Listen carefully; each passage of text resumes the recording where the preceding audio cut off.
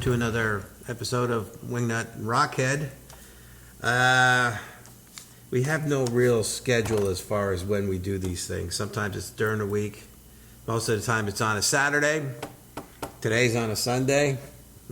We're going to be late uploading all this and putting the show together. This is what we're spending. But next week we should be early. Yeah. Well, yesterday we were, to the folks out there, we recently purchased a house a few months ago, and we're doing a lot of demoing and rebuilding and tearing down walls and doing this, doing that, tearing the sheds down, structures, landscaping.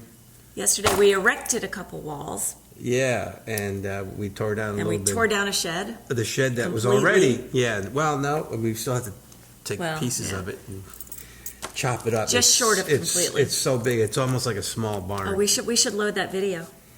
No. We Anyway, took video of it. yeah, it was kind of ridiculous, but all right. So let's get to this show. We don't have a specific topic we're going to talk to you folks about. Oh, one thing first I want to say.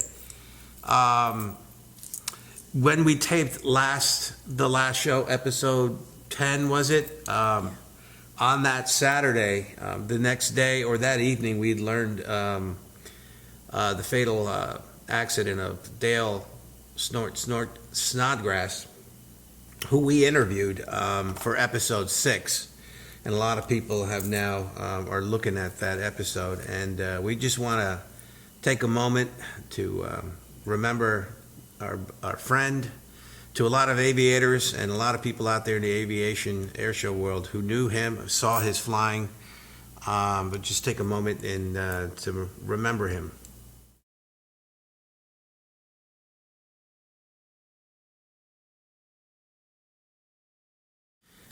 Okay, we're back, and now that we got that out of the way, let's continue with the rest of the show. So, no topic today. We have a lot of questions. Love the questions. Keep them coming. A broad, like and all comments. questions, there's a lot of variety involved in this, and depending on how long-winded I get on the answers, so will be the show. We figured we'll just build a show around these questions. But next week's show, we will have a topic.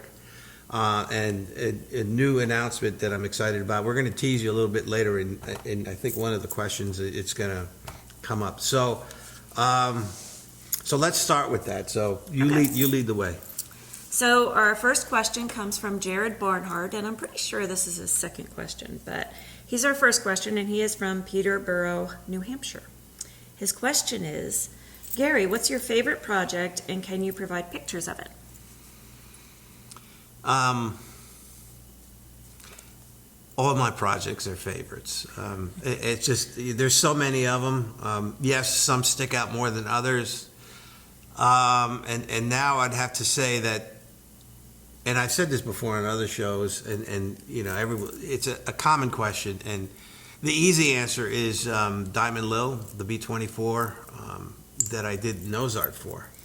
But there's so much surrounding that whole project that is very memorable, and I'll always cherish the week that it took for me to do that, and of course the time leading up to it, going back and forth with getting the design approved by the powers that be, by the CAF, and the history behind that particular airplane then, and of course now, it has its ups and downs, and now this year, it's seeing more touring than ever before, I guess, in that new paint scheme delivery of Diamond Lil, of the reincarnation of that design with the girl on it. And well, it was held up for a while there too, wasn't it? I mean, it was getting repaired. Yeah, it had all kinds of issues. I haven't really seen it out in a long time. Well, it's just the nose gear collapsed after I did it.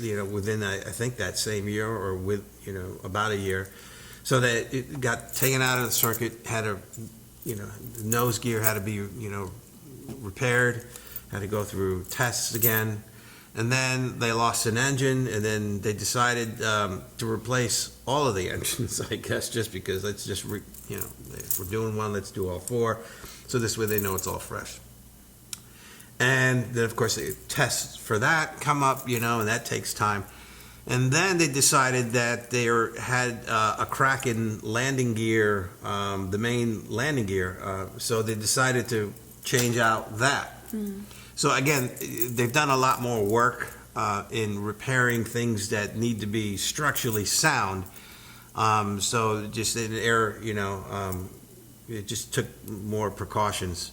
So now this year everything's done and it's out there with Fifi flying together doing a tour.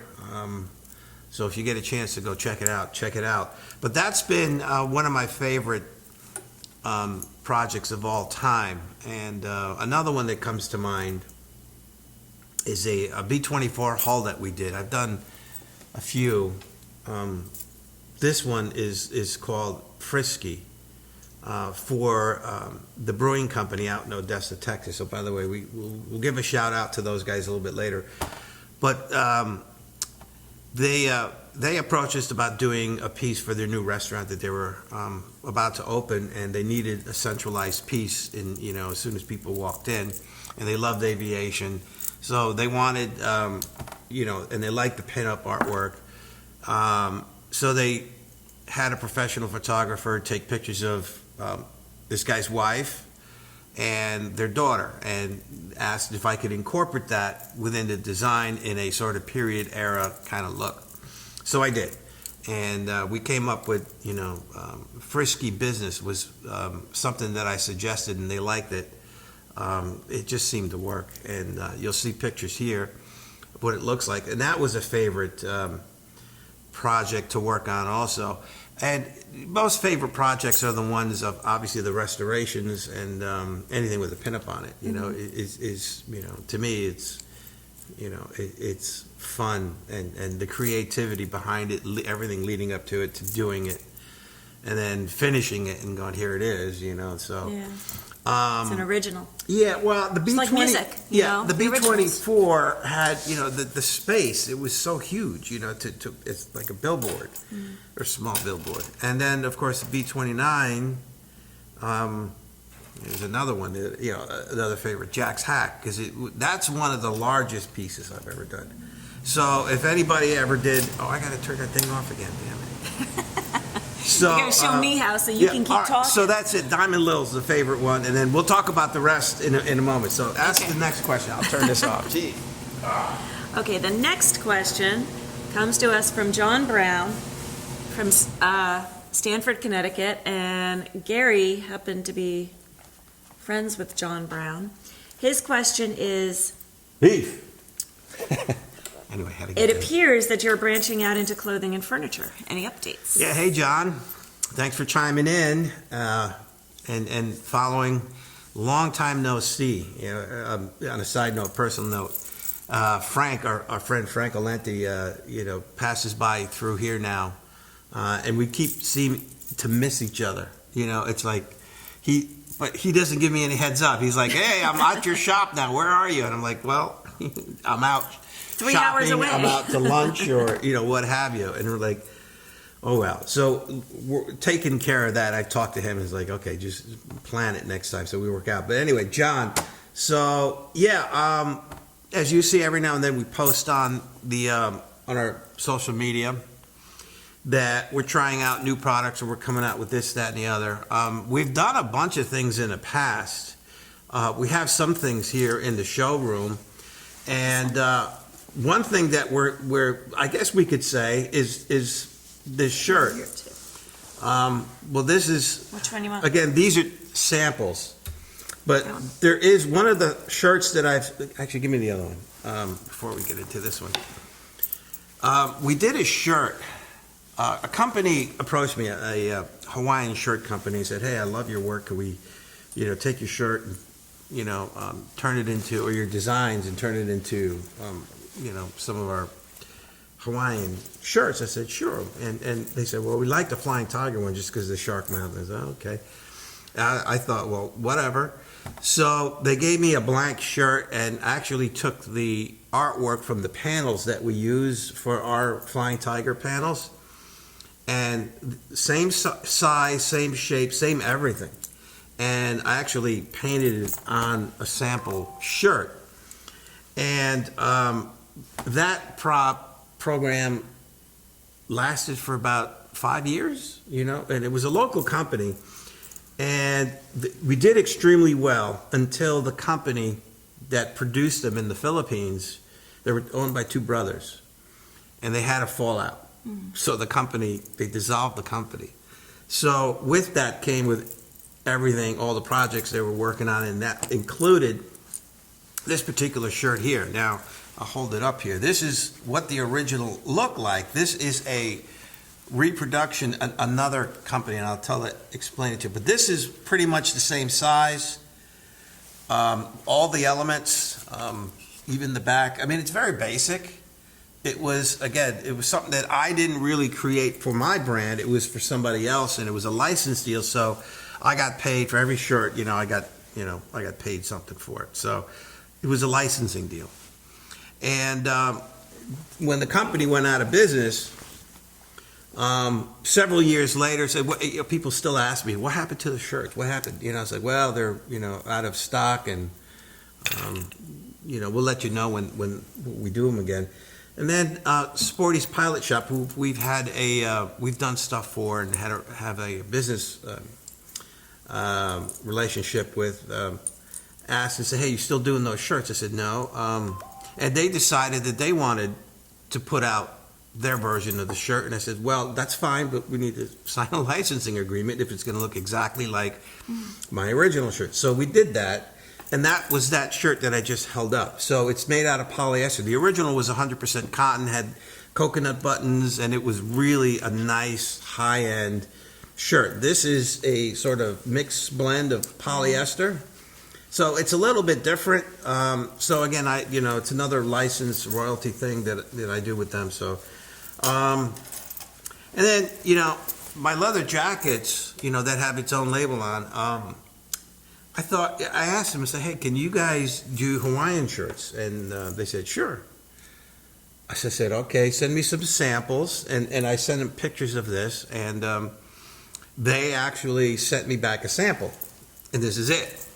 This is what they came up with. So it's not a bad version, and I explained to them this is two colors, and that every panel of the shirt, when you sew it together, comes up with this final design. Now, most Hawaiian shirts are like a wallpaper pattern. They're repetitive. It's a small piece that, you buy a bolt, they print a bolt of or whatever, this cloth in whatever material you want it in, and then they cut it up and whatnot. However, these shirts are different because every piece of the panel, that if you took it apart, they're all different. All the colors are different. There's camouflage. It's split in half. So it was an expensive proposition to be able to do this. Whereas, you have a commercial sort of repetitive pattern that goes on and on. It's easier. You just cookie cut. This is different because every piece has to be printed differently. So anyway, I don't know why my phone's going crazy lately, but that's okay. Just ignore that. Turn the volume off. And so we're doing this again with this new company that makes the leather jackets, and this is what they came up with. So it's not bad. We need to change the scaling of things. I have to resend them artwork in the right scale, the right colors, so we get this right. And this material is way too heavy. I mean, this is almost burlap type. So I said, send me some samples of material so I could choose something. So we found something that was really elegant and cotton. And so we're going to continue this whole process. So the shirts will be back. I'm not sure when. Hopefully, definitely by next year. If we can get it sooner, then we'll do so. Because this could be a year-round product. Because Florida, Texas, the South, and the islands, Hawaii, the Caribbean. They're specialty shops that sell this stuff year-round. So we could do that then. And then we're working on a new line of girl shirts. Women's t-shirts, yeah. Women's t-shirts. Or tank tops. Yeah, but they're not just, we don't just want any old t-shirt. We want a nice, deep V neck, a nice, form-fitting shirt. Logos. Yeah, I mean, I'm basically going off with. Pin up. She's my, Advisor. when it comes exactly to, what women like in a t-shirt. So, coming up with new ideas, probably going to put this logo. I got to do something with this because I want to start doing the one color thing. And I think the last episode too, we mentioned putting a small pinup on the back, in the middle of the back. So I have to find a nice, not too small.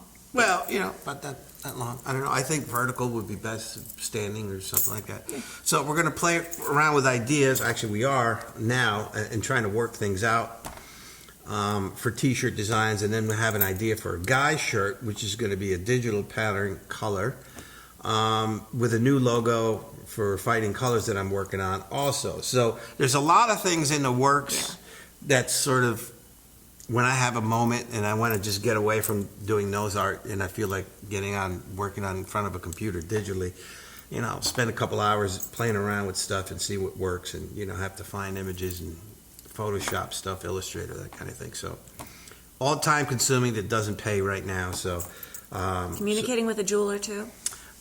yes, he was actually busy. He's going to, I think, next week spend some time on working with our wing logo, this WingNut. Turn that into a pendant and maybe even a small pin. I don't know. So we're just working on branching out with merchandise. So anyway, Bracelet would be cool too. yeah, but it takes money to make money. Ah. Anyway. So, What's John, money? hopefully that answers some of your questions. So keep an eye out on our social media. We're going to, once we have something to show people, we will, of course, be proud of it and say, here it is. Or taking orders. In fact, I think a few weeks before everything is going into the printers or whatever, I think we'll start a campaign to take pre-orders on stuff like that, especially the Aloha shirts. Because I know, like I said, I still see them at Oshkosh. Yeah. We saw several people walking around with them. And people still wear them. So, and they're asking them, where can I get that shirt? It's cool. We have 4 other designs after the Flying Tiger one too, that's sort of sitting in the wings. So, and they're going to be even cooler and nicer than this, and they're all themed, and they all have nose art. So Yeah, it'd be nice to see something different out there too. yeah, and again, staying away from the the cookie cutter repetitive wallpaper pattern, as I like to describe it, because I don't know, what, I'm sure there's probably a technical word Little for that. planes on shirts. Or just, or nose art on shirts. It's just like, that's fine and dandy. I just want something that's going to stand out, that better represents, if it has my stamp of approval on it, I want, Velasco. I did this. Anyway, all right, next question. Next question. Question number 3 comes from Timothy Lohan in Doylestown, Pennsylvania. And he wants to know, do you use different paint for indoor static displays than you use for pieces that live outside or fly? Different paint? No, I use the same paint for indoor or outdoor. It's all high quality, industrial, trade paint for sign painters and pinstripers and that kind of thing. It's an enamel. It's oil based. It's very thick. It's not easy to blend, as some of you people who have worked with this stuff know. But I use that for indoor, outdoor. It's long lasting. There's no reason to change different types of media material for this. Leather jackets, however, that's different. I use a specially formulated paint, a water-based paint for leather, so it stays and it doesn't crack, and it's just a really nice, high-quality paint. And of course, there's for the indoor, outdoor flying projects and/or the static panels.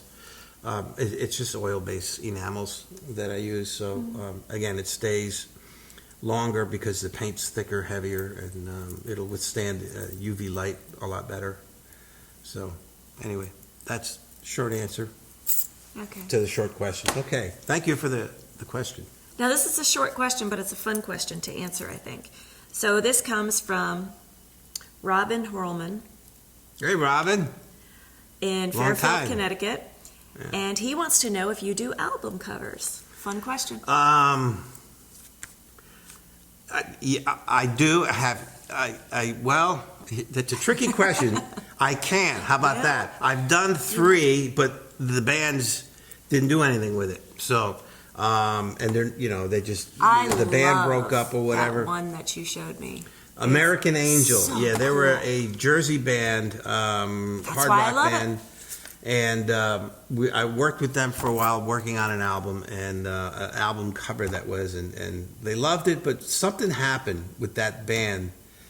I don't know if they were defunct for a while. I know, every now and then you'll hear from, just like bands, from that time, like they may come up with an album, or they pop out and they do this, that, and or play, different members and whatnot. But I just remember doing that album, and it's I started working with an airbrush back then, and that's where my extended my airbrush career was, doing illustrations, that kind of thing. I've done also leather jackets, for the band Steeheart, did all their leather jackets, and everyone was slightly different, and I did airbrushing on that. Airbrushing on Mealy the singer's jacket. He had a full-length leather jacket. I did put a almost life-size pinup on the back of that. Actually, the last time we talked to him, he goes, "Yeah, I want to do something again like that." I said, "Okay, let me know." And I was just doing illustration just to get used to the airbrush, on my own, just really cool things at the time. And then I thought, well, let me turn this into a business. And so, let bands know that I was doing this. So Robin, if you have a project that you have coming up, yeah, I can, there'll be a little budget involved for it, but yeah, I can do artwork, and there's some examples. I think 3 examples that I can illustrate here to show you, what they look like. But so yeah, I mean, it's paint is paint. I could paint on anything, painting houses, from painting indoor Murals, stuff. houses, jackets. Murals, yeah. I mean, it was a long time ago, but now we have a house again, so going back to brush and roller, it's kind of weird, going the full circle kind of thing. But Well, maybe anyway, we can do a mural somewhere. I don't know. You could do it. Maybe, we'll see. Well, it's easier to put panels in the house. We're already planning on a new panel for the house. Can't wait. Yeah, that well, That'll, you'll see that in a future Yeah. episode. So that'll be cool too. Anyway, okay. I can tell you it's going to be a P40. Piece of a P40. But anyway, all right, next question. Thanks, Yeah. Robin. Hey, we need to catch up. Next time I come up to Connecticut, which I foresee it's going to be sooner than later for a variety of reasons, some good, some bad. But either way, we'll have to catch up with some of our Norwalk friends and the old gang and crowd, and see if we can, just knock a few back and talk about stuff and see where everybody is now, because we all look different. We're all older, have kids, or married, not married. it's All kinds of stuff going on. little reunions. Anyway, it'll be fun. Anyway, okay, so next, after Robin. Next question number 5. Love all the questions. Again, I can't say it enough. Comes to us from Joe Kanslar in Skagit City, Washington, and he wants to know if you paint active duty aircraft also.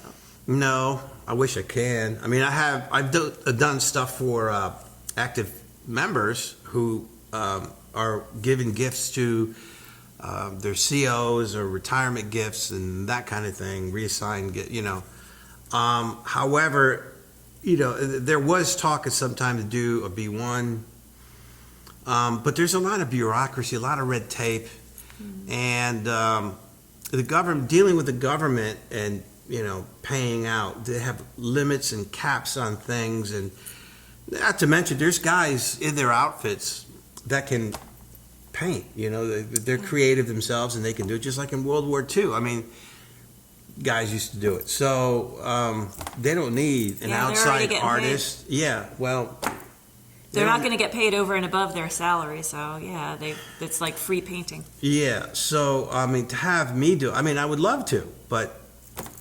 to me, time is money. I mean, time, it's taken away from me every time I do a job. So I'm going to be away and, traveling and, so, I mean, I have to, just like anybody else, billable hours, you have to, it's your time, I mean, I wish I was retired. I could do stuff for free just because, you're comfortably set.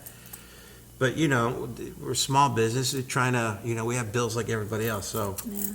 But maybe someday, that will happen. I'm not sure. But I do paint military aircraft privately owned, and of course, or in museums. So, but not current flying stuff. If it's retired from the military or a veteran of the military, then yes. Yeah, there's again a lot of red tape now to get something done on an airplane. All right. So, what's the next question? Next question. Okay. Next question comes to us from Carl Daly in Sellersburg, Indiana. And Carl had some really nice words to say about you. He was very kind, very flattering, and just wanted to give a shout out to him. Thanks for the kind words. And he also had a couple of questions. One, how long have you been doing this? And two, what inspired you to do this? Well, it's about 25 years now. I mean, I started in 1996 with the first panels, the first idea. And like a year later, in 97, is where I was able to really commercialize the product and get it advertised and really establish myself as a business. But obviously there was trial and error. I had to do some mock-ups and that kind of thing. So it was born in 1996 in the fall. About in the fall. And that's when I did my first Warbird, which was a Corsair. And then Talashe's Flying Memphis Belle, the movie Memphis Belle, a year later. Or actually 2 years later, 98. Talashe? David Talashe was the owner of the B-17. Gotcha. Okay. That was in the movie, the one that I, had redid all the markings on. So anyway, 1996 is about when I started the whole sort of ball of wax. And then when did the online thing come into play? I don't remember when, but I got my fightingcolors.com I want to say 90, end of 98, 99. So that's when, again, commercial website, got that started. Lucked up, yeah. Otherwise, before that, it was all mail order. Got everything through all the magazines and, started old school way before internet, social media stuff. So what was the second half?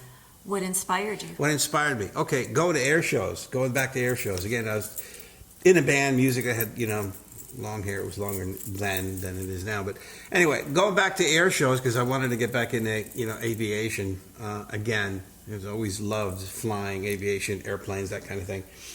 And I noticed people were taking pictures of all the airplanes by the noses of the airplane. So, and that's where all the artwork was. So I put two and two together. I said, what if, or I wonder if somebody was doing, a product that looked like a piece of the airplane, focusing on the artwork. So I bought all the magazines, went to Barnes & Noble and Borders bookstores, and magazines were a dime a dozen back then. That was the way of advertising and seeing things before, again, the internet exploded. So, and all the, there was nobody in the ads in the back of the magazines or throughout that was doing anything like what I was envisioning, Mm-hmm. So again, the aha moment, I said, well, now I have something, but it's a good idea, and I have to start it somewhere with nothing. Fun. Doing my day job was funding the night job and the hobby thing, and the passion kind of grew when I started looking more and more into nose art, what it was, and all the different designs and just the artwork. And because I was artistically involved in a lot of different things, and airplanes. So to me, it was just a perfect marriage of putting the two elements together and then trying to create a whole new product because it's never been proven before. No one's done it before. No one's seen anything like it in the commercial market. So I just didn't want it to be a hobby kind of thing or artsy craft thing, and because that was just to me. I was looking ahead. I was like, what do I want to do for the rest of my life? What am I going to do for money, aside from the music thing, which didn't really pan out. But I had a lot of fun trying. Anyway. Did for a long time. Yeah, that's a whole nother story. We'll get into that another day. That's another episode. Yeah. So you combined your talent with your passion. Yeah, and then, but I looked at it as a long term. It's like, if I'm going to do this, I'm going to do this for a business because at some point I just want to quit my, doing, commercial painting. And I'm sure it pains you to paint beautiful women all day. Yeah, no comment. But anyway, So that's what inspired me. It was that moment going to air shows and just something went off, and then of course I had to do a lot of research and figuring things out, and the product back then early on, much like all prototypes and all businesses, wasn't as good as nice as it is today. With all the details, just because I kept getting better and better and better at it. So that's how it started. Mail order. And then the internet up to now. I'm in, this large showroom and the shop next door. So, and I'm not done yet. I still want to take it further. I'm trying different things with products and getting into merchandise.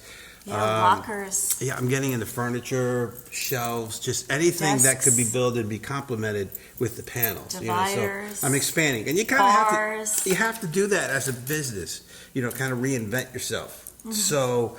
You stay on top kind of thing, and you just keep moving forward rather than just doing panels all the time.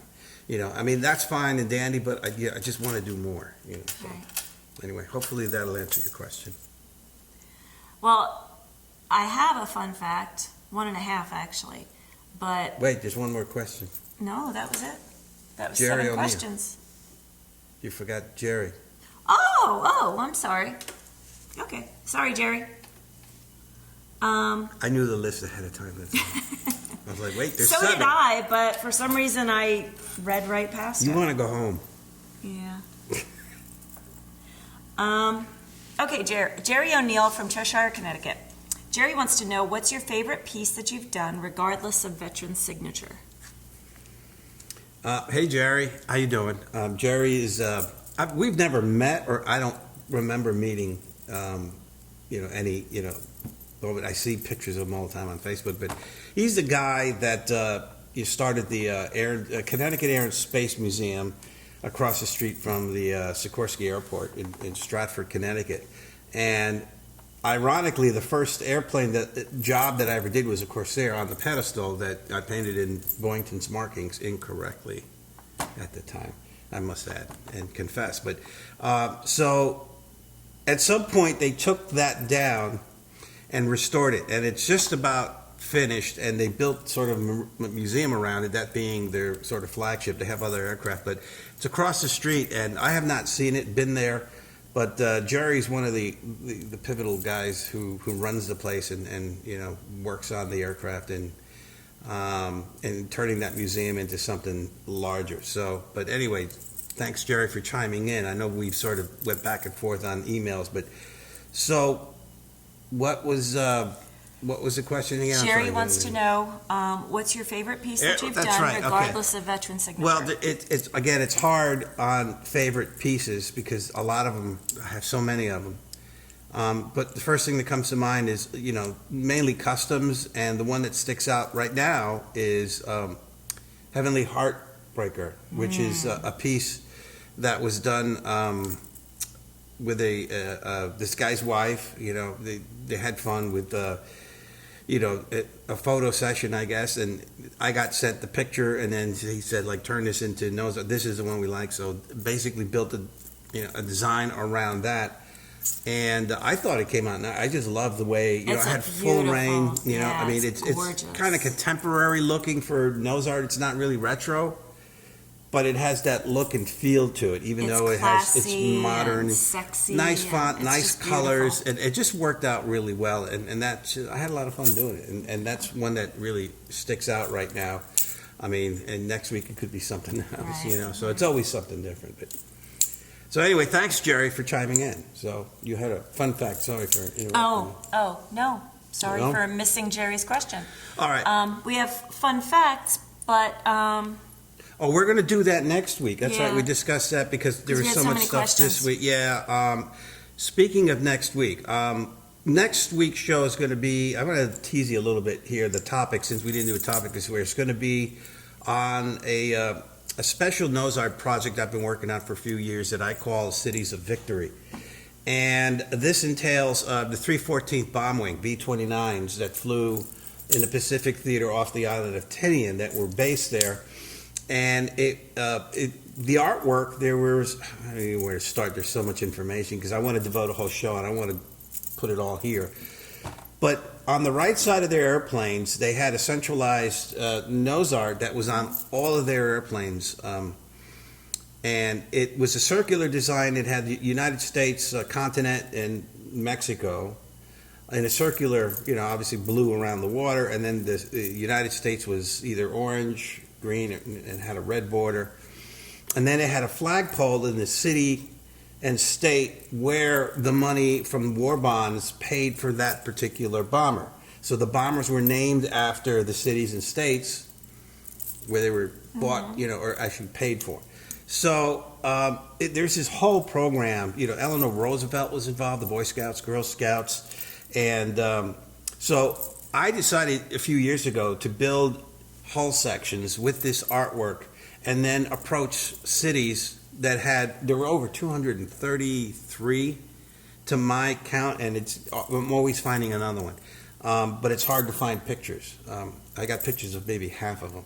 And then there was nose art on the opposite side, the left side of the airplane, to make matters worse. So the research is just mind-boggling to get the serial numbers right, the aircraft number, because each one had was a numbered aircraft, and then air crews changed and things got switched over. And anyway, that's sort of my headache when I do research. So there's a page on Facebook called Cities of Victory. So I started that about maybe 3-4 years ago. And the first Cities of Victory is Charlottesville, because there was a city of Charlottesville on a B-29. And here we are, in just on the suburbs of Charlottesville. So we have a working relationship with the airport in Charlottesville, and I told them about this, and they were all gung-ho, and we were going to do that. And then it kind of stalled out. We did another art program at the airport. We've done other things. I've done other panel retirements for a lot of the folks there. But that particular project didn't go forward. So I got a call from the New England Air Museum, who wants to do a lot of business with us because they have all new staff in the upper echelon in the executive area. So they love my work because of Jack's Hack and the panels that I've done there. And this new marketing director there has said, we love your work, we want to expand, and we want to put your stuff on our products so we could expand our gift store. And I'm like, great, and that includes, we want you to come up and do book signings and sign stuff. And I was like, okay, even better, it gives me a reason to come up to Connecticut too. So I pitched him and told him about, there is a city of Hartford, because that museum is in just outside Hartford. In fact, it's on the airport grounds of Bradley Airport, which is the main airport, the international airport for Hartford. So I told them about this whole program, and they just loved it. They says, okay, we want to do that. And I said, okay, well, here's what you do, A, B, and C, how to get everybody on board, get city council, get the mayor, get the media, get everything, turn this into a big PR thing, because it's good for all involved. And I also suggested, you should maybe approach Pratt & Whitney, Hamilton, because they're right there down the street, right? So let's get them involved and see if they can help underwrite the whole project. And they have a stake in it, So I'm just thinking, again, big, large, and thinking outside the box, trying to, expand on what we're doing. So they're all gung-ho. So I told Charlottesville, I said, hey, because there's a whole section that was allocated for Charlottesville to do this. And I said, well, now Hartford's involved, and if you guys don't get off your butt, Hartford's going to get the first panel, and do you want to be outdone by Hartford? So I'm kind of pitting them against each other. So check this out. So I have a Zoom meeting at the end of the morning on Tuesday with the New England Air Museum, and not to be outdone, I told them Charlottesville, about what was happening, and said, okay, we'll come to the shop Tuesday morning. Before your meeting. Before the meeting. So I see them Tuesday morning, and then Tuesday late morning Zoom meeting with Hartford. So I don't know who's going to be first to do this, but it's going to be one of the two, or at least both. So my money's on New England. Looks like I'm going to have a lot of. Well, they seem to be really gung ho on it, and Northeasterners. They talk fast. Well, plus I think I don't know. I think they have more capital. They have a. It's raining. So I was just going to say, is that rain? Yeah, I can hear that. It's coming down pretty good. Anyway, I get distracted very easily if you haven't. We need rain. Our trees are dying. Yeah, so everything is. But So we'll see what happens with the City of Victories and which one becomes first. So we're going to know more about that next week. So next week's show is going to be about the Cities of Victories. I'll get into the whole program of the cities of how that whole program started in World War II and who's involved, and it's fascinating. Trust me when I tell you this. It's quite interesting. And you know, I try to retrace some of those tracks by contacting some of the people involved, or the entities, I guess that was, because there's some of them still around. And unfortunately, well, we'll leave it at that. There's a story behind all that too. So that's what we're doing for next week. So anyway, that'll conclude, I guess, the show, unless you have something else. Well, let me just throw one thing on there. All I just right. want to piggyback on the New England Air Museum thing real quick. You mentioned that they were going to carry some of your stuff in their gift shop. They want to carry some of your stuff in the gift shop. Well, I don't know if everybody knows this or not, but coast to coast, Gary has stuff in gift shops and museums coast to coast. So just throwing that out there. Yep. We can talk more about Some that of them later, is, but let me see, the seemed Intrepid, like a good moment, though. offhand, Intrepid Air and Space Museum, Smithsonian, Midway. USS Midway in San Diego, Pearl Harbor.